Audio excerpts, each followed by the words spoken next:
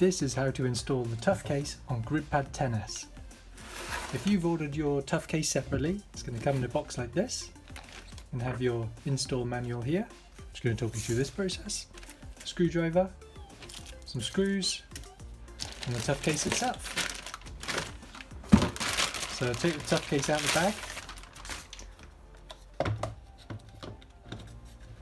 and remove this piece of plastic, which is the handle which holds the GridPad 10S inside the Tough Case. Simply place the GridPad 10S in the Tough Case like this, pushing it past the rubber into position.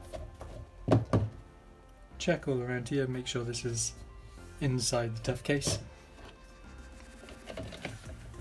Put the handle plastic in position like this and turn the device over.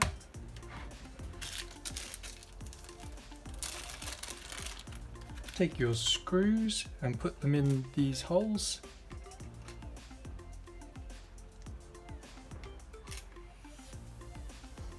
And tighten those screws up.